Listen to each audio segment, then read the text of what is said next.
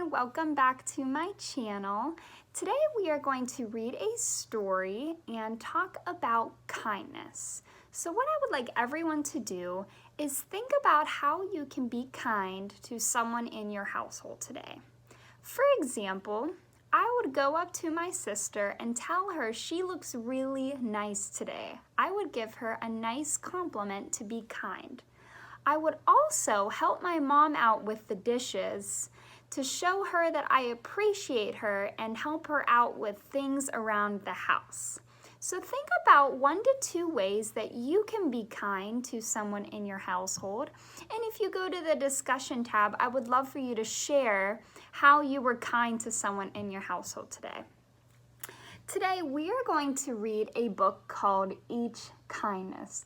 This is such a wonderful book to learn about how we can be kind to those who are at home or at school or anywhere in our community. But for now, I would like you to think about ways that you can be kind to those who are at home with you. So let's get started.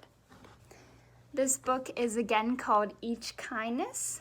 It's by Jacqueline Woodson and it's illustrated by E.B. Lewis, or the person that created the pictures. The pictures in here are absolutely wonderful and I'm so excited to share them with you.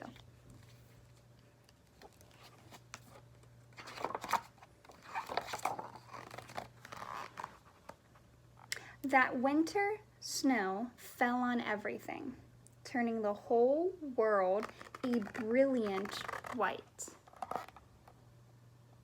Good thing we're not seeing too much snow anymore, but look how pretty that snow looks in the picture.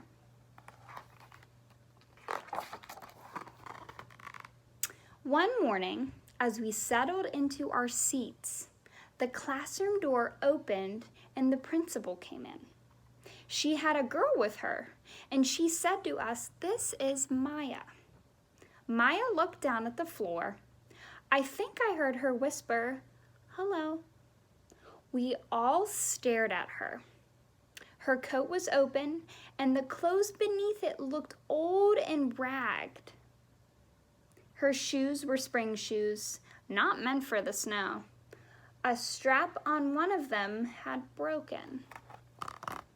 So there's a new girl named Maya that just attended this school.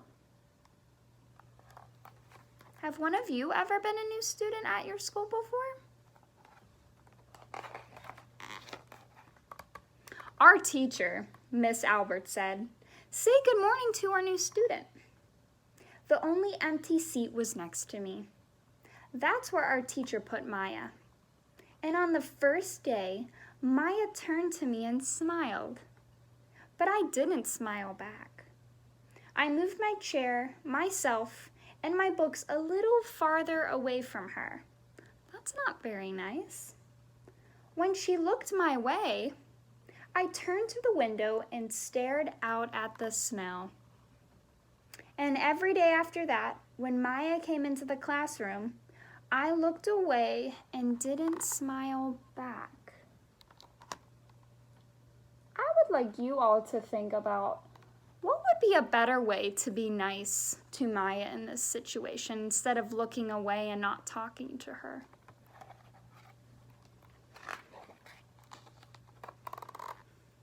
My best friends that year were Kendra and Sophie.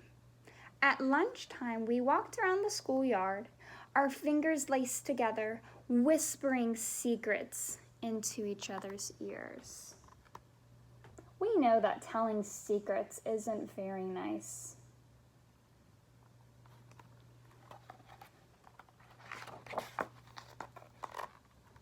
One day, while we were near the slide, Maya came over to us.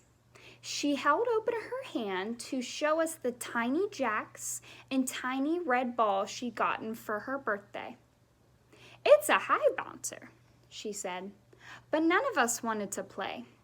So Maya played a game against herself.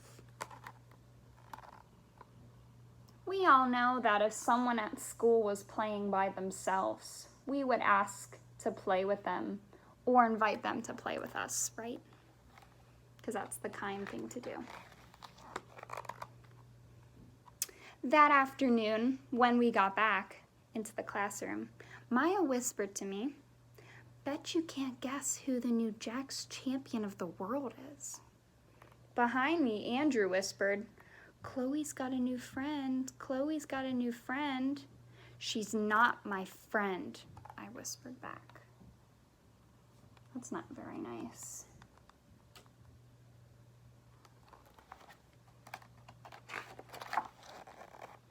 The weeks passed. Every day we whispered about Maya, laughing at her clothes, her shoes, the strange food she brought for lunch. It's not very nice. Some days, Maya held out her hand to show us what she had brought to school. A deck of cards, pickup sticks, a small tattered doll, or ragged doll. There's the picture of her doll right there. Whenever she asked us to play, we said no.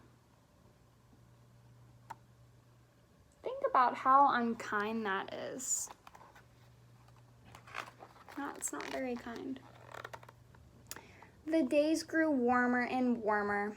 The pond thawed or it melted.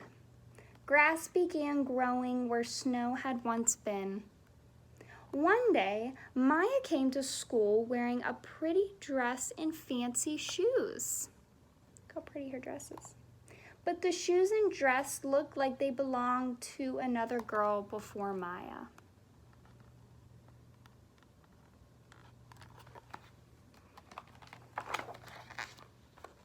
"I have a new name for her," Kendra whispered. "Never knew. Everything has come from a secondhand store." We all laughed. It's not very nice. Maya stood by the fence. She was holding a jump rope, but did not come over to ask if we wanted to play. After a while, she folded it double, rolled the ends around each hand, and started jumping. So she's jumping jump rope. She jumped around the whole schoolyard without stopping. Wow. She didn't look up once. She jumped, jumped, jumped. Why do you think Maya didn't ask those girls to play anymore? I wonder. The next day, Maya's seat was empty. In class that morning, we talked about kindness, which we just had a kindness week at school a few weeks ago. Miss Albert had brought in a big bowl into the class and filled it with water. We all gathered around her desk and watched her drop a small stone into it. Tiny waves rippled out, so they went out from the rock, away from the stone. "This is what kindness does," Miss Albert said. "Each little thing we do goes out like a ripple into the world." So all the ripples that come from that rock are like kindness. It spreads all around. Then Miss Albert let us each drop the stone in as we told her what kind of things we had done. Joseph had held the door for his grandmother. Kendra helped change her baby brother's diaper. Even Meadle and Andrew had done something. "I carried teacher's book up the stairs," he said, and Miss Albert said it was true. I stood there, holding Miss Albert's rock in my hand, silent. She was silent because she didn't know what to say about a kind thing that she had done. "Even small things count," Miss Albert said gently. But I couldn't think of anything and passed the stone on. She had not been very nice, right? To Maya, the new girl. Maya didn't come to school the next day or the next day after that. Each morning, I walked to school slowly, hoping this would be the day Maya returned and she'd look at me and smile. I promised myself that this would be the day I smiled back. "Each kindness," Miss Albert had said, makes the whole world a little better, and yes, it does. Being kind to others makes the whole world go round and can make that person's day. But Maya's seat remained empty. And one day, Miss Albert announced to the class that Maya wouldn't be coming back. Her family had to move away, Miss Albert said. Then she told us to take out our notebooks. It was time for spelling. So there's Maya's empty desk. She had moved away.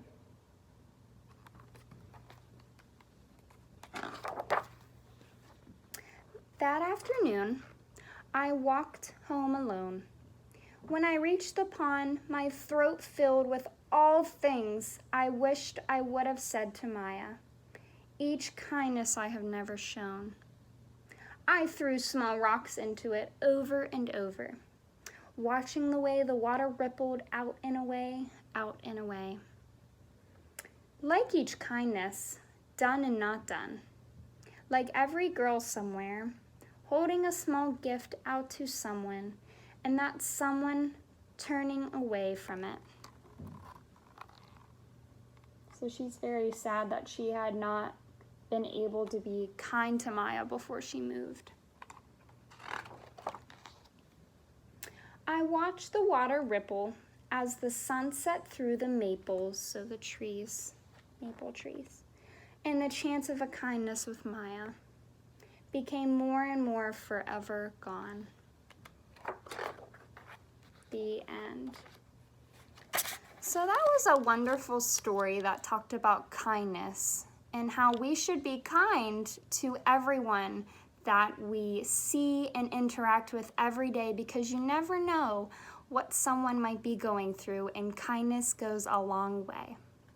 So like I said at the beginning, on the discussion board, I would love for you to share 1 to 2 ways that you were kind to someone in your household today. Have a great rest of your day, and I hope that you join me again soon.